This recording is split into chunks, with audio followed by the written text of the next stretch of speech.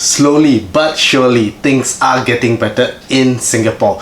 And in this video, we're gonna run through what exactly is happening here so that visitors coming in would know what to expect. And we'll also touch on the air travel bubble, which is about to be launched between Singapore and Hong Kong.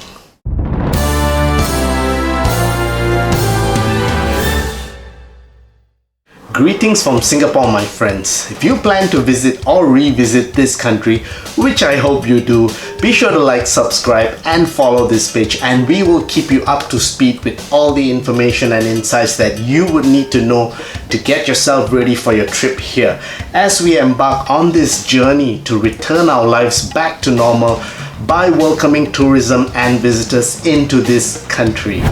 From a daily high of more than 1,000 cases, things have improved in Singapore to a point where it's averaging at about 10 cases daily. And this did not happen just like that. Wearing of masks is an absolute must in public areas, as well as having to maintain a safety distance from one another. Dining in is currently limited to a maximum of 5 in a group, and there's no intermingling between 2 or more groups. Now, I do expect this number to be slightly increased to perhaps 8 or 10 by the end of the year. Also, consumption of alcohol on site has to end at 10:30 p.m. at this point in time.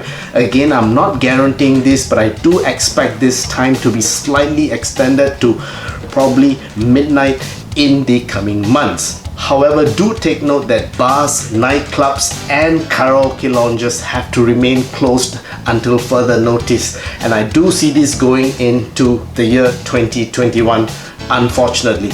Having said all this, Singapore, in my opinion, is a very safe place for families and couples to visit. Our tourist attractions are open, our malls, shopping, dining, they're all open. Moving on to the issue of border controls, at this point in time, visitors flying in directly from Australia, New Zealand, Vietnam and Brunei are allowed into the country as tourists. If you happen to fall into this category and would like to find out what you need to know and do, I've made videos on them separately. The links are below. Go and check them out.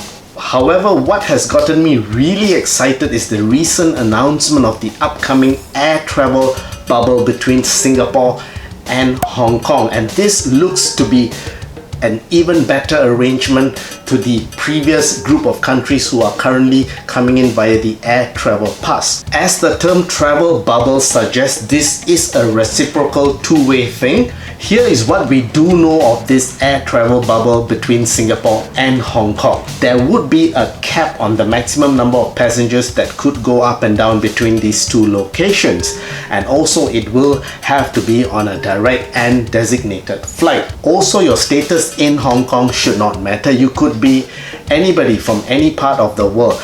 As long as you have been in Hong Kong for a minimum period of 14 days, you're good to go. There would be no quarantine or a stay-home period to be done upon arrival in Singapore. Also, a medical test would be required, although it is not clear yet as to where this test would have to be conducted. Is it at the point of departure or at the point of arrival? Speculation is high, and I do hope and believe that this test be conducted at the point of departure. For example, if you're coming in from Hong Kong into Singapore, then do the test in Hong Kong, so that upon arrival in Singapore, all you need to do is just show the clearance of health and you're good to go and enjoy the city. Unlike visitors coming in via the air travel pass, the test is conducted in Singapore, and these visitors are subjected to a 1 to 2 days wait to confirm that the test results come out negative before they are actually allowed to go and enjoy the city. Also, I do believe that the authorities in Singapore are going to make it compulsory for visitors coming in from Hong Kong under this air travel bubble to download and install the TraceTogether app on their mobile phones. This TraceTogether app exchanges Bluetooth signals with similar phones once they get too close, and this information is actually stored in the phone and will be used for contact tracing purposes should something go wrong while you are in Singapore.